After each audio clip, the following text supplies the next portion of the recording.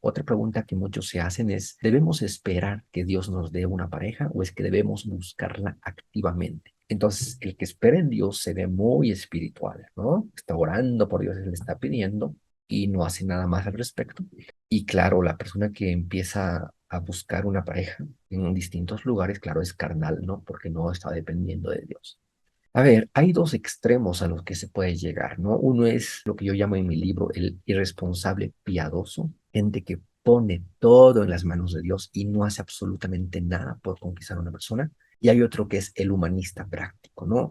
El que piensa que todo está en sus manos y que tiene que pelear y luchar independientemente de Dios y piensa que va a conseguir todo lo que se propone. Es así que empieza a buscar pareja, pero relegando a Dios, poniendo a Dios en un segundo plano, no considerándolo, no orando, no pidiéndole a Él. Entonces hay que tener cuidado con estos dos extremos, ¿no?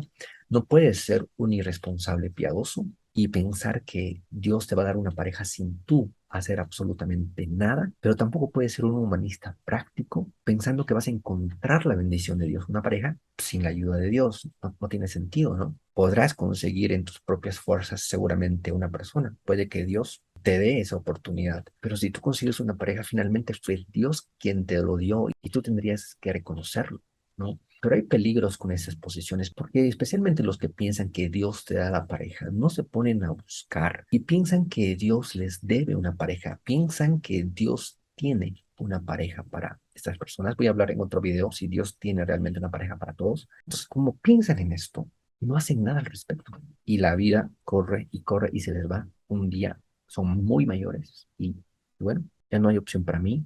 Yo estoy en la zona de los solteros, por lo tanto no me caso.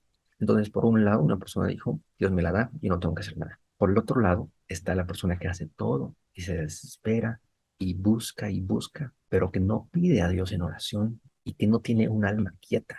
Y con alma quieta me refiero a que no está desesperado, puede buscar, pero manteniendo viva su relación con Dios. Es una persona que ora, que tiene comunión íntima con Dios, pero que a la vez entiende que no debe poner en manos de Dios cosas que Dios puso en nuestras manos. No, tú quieres algo, pues ve tras ello, ve tras ello.